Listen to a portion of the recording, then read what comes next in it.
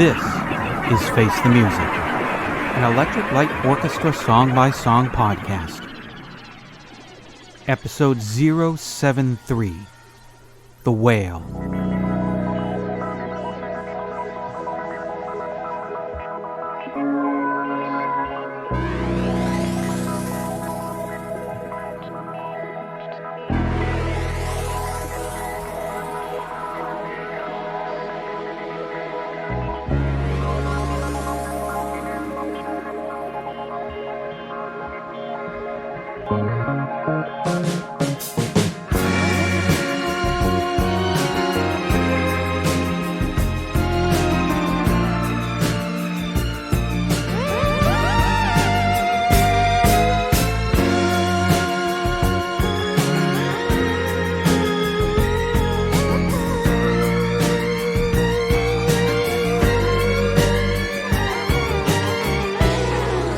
What's that song all about? The Whale is the 15th track on Out of the Blue, second song on side 4. In the liner notes for the 2000 box set Flashback, Jeff Lynne wrote, I'd seen a television program about the slaughter of whales, and this was my response. In the liner notes for the 2007 remastered release of Out of the Blue, Jeff wrote, We had loads of fun with the Moog on the Whale and others. This was the analog age, and we loved it. And in 1977 Circus review of the album, Rick Johnson wrote, You want Drek? There's plenty of that too. The waste champeen being the Whale, a longish instrumental that TV Guide would undoubtedly describe as brooding, over a bass line that lolls out like a St. Bernard's tongue. Lynn sketches a seaweedy melody that's more disgustingly queero than Ray Conniff at his sappiest, or even Burt Camford. If that's what whales are all about, I say crank up the harpoon factories. In the 7th issue of the 1990 fanzine Face the Music, Andrew Whiteside wrote, The next track, The Whale, is like the mammal that it takes its name from, is that increasingly rare breed, the E.L.O. instrumental. It's a remarkably evocative portrait of that most graceful of sea creatures, with Richard employing some of his most interesting keyboard textures to create whale song, one of the unexpected delights of OOTB, proving again the remarkable depth, no pun intended, of Jeff's imagination. What is perhaps not as well known is that Jeff donated the profits of this track to a North Atlantic anti-whaling group.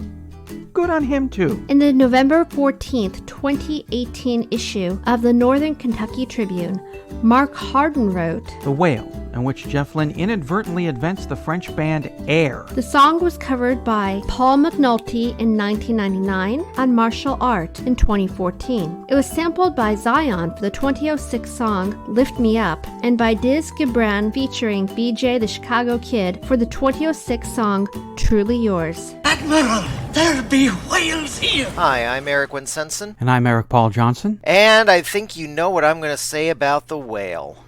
You thought it was the best song that's ever been recorded in the history of humanity and the universe that's to come and is gone, and nothing could ever stop it, so there's no reason to live and listen to another song again, because nothing will ever top The Whale?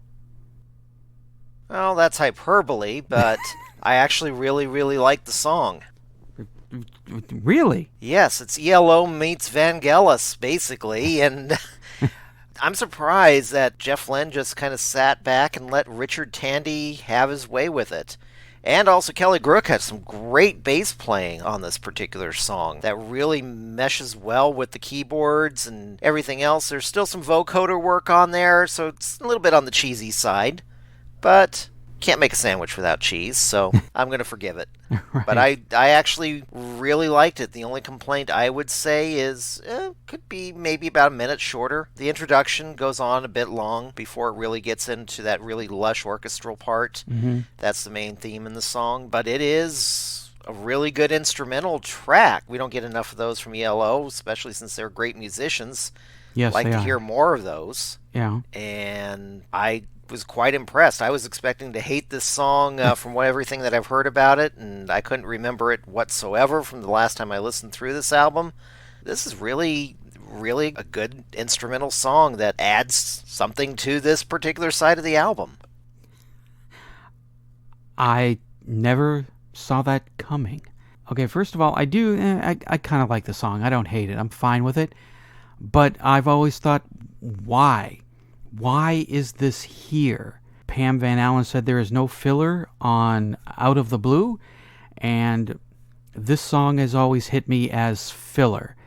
Like, Jeff Lynne, you got to side 4, and it's kind of like, well, there's a hole in the album, dear Liza, what can I do?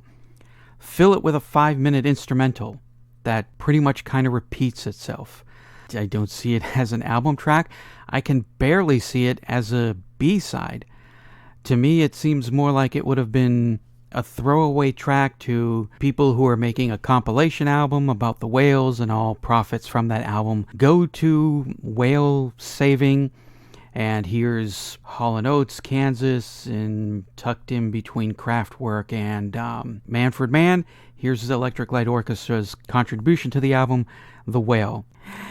It's like a minute and a half, and they got that minute and a half, then they repeat that minute and a half for about 2 or 3 times until they got 5 minutes. And I just wish that Believe Me Now got this kind of treatment instead of The Whale. I mean, you could have doubled Believe Me Now, and I would have liked that a whole lot more. I think Believe Me Now had a lot more potential to go on for 3 or 4 minutes and even build on what we did get for that 121.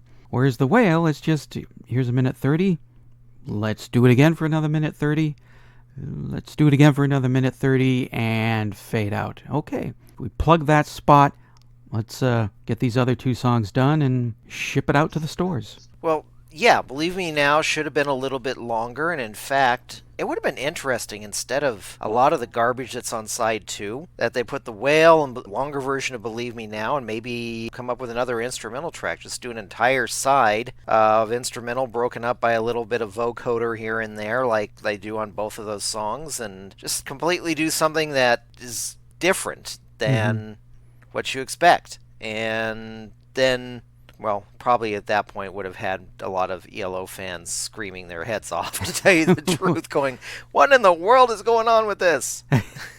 But it would have actually been enjoyable. I mean, I can imagine including this along with another number of other songs that I would put on to relax me. Well, yes. It is close to new age music, but I don't always find that to be a bad thing these days.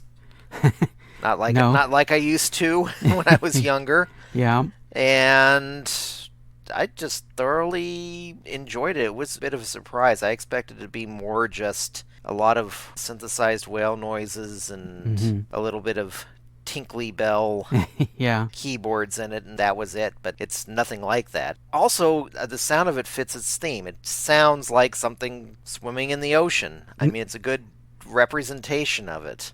Yeah, no, it absolutely does. It does absolutely make you feel like you're underwater swimming with whales.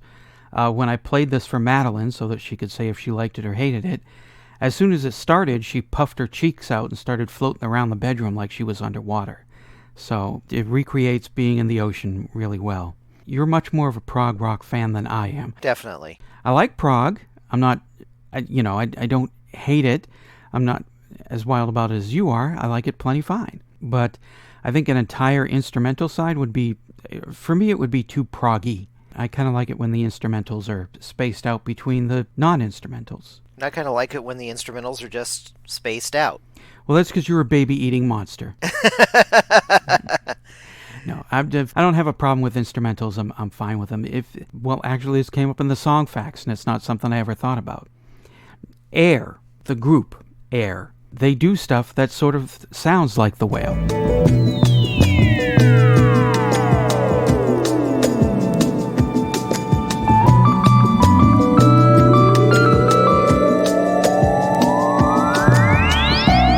And I like Air. I like listening to Air. And the French electronic band, right? Yes.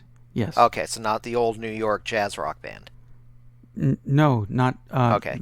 Them. Who? Yeah, the French one. So I'm not opposed to instrumentals or entire albums of instrumentals. I guess, well, I like Jeff's voice, so it's always nice to hear him sing. So that's one reason why I wouldn't want an entire album of instrumentals. No, not at all. But just one side. I would say after all, but that came up about 5 years later. 80. Well, B-side of Rock and Roll is King, so 83. It was a few years later, but they're really good when they do an instrumental song, and Yes, they are. Even Drum Dreams I was kind of impressed by. So I've really never had any objection whenever they really just decide to go along and do something like this. Yeah, when we get to it, there's an instrumental much later on, and a friend hated it and didn't think it belonged on the album. But I thought that instrumental on that album, I don't want to give any spoilers away, I thought it was absolutely fine. I liked it, and I had no problems with it. So I'm not saying E.L.O. instrumentals are a bad thing. It's just for The Whale, I kind of feel like, why is this here? I will agree that it is kind of a strange song to follow up Sweet as the Night with. I will say, though, in The Whale's defense, that the end of Sweet as the Night with the last guitar lick fading out and with the Whale fading in, I think that pairs up nicely back to back with each other.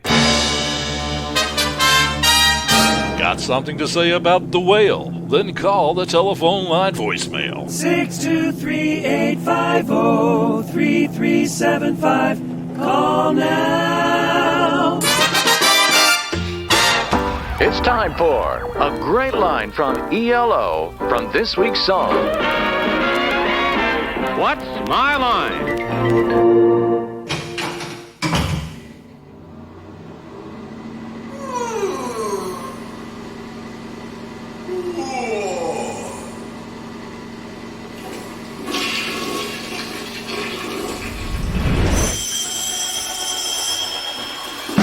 If you donate to the podcast through our Patreon site, patreon.com/ELOpod, you can get bumper stickers, produce an episode, or for just $1 per episode, $4 a month, you can hear shows a week before they're released to the world. Or skip all that and just hand it over directly through PayPal using the email address ELOFTMpodcast@gmail.com.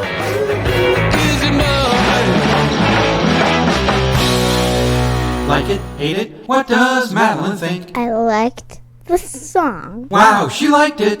Face the Music, an Electric Light Orchestra song-by-song podcast, is a production of Radio Trolla Entertainment, Assorted Deli Meats Amalgamated. You can contact us by voicemail at 623-850-3375 or email us at eloftmpodcast@gmail.com. Keep up to date on the show by joining our Facebook group and spread the word by sharing the link or giving us a quick rating on iTunes. You can financially support the podcast at patreon.com/ELOpod.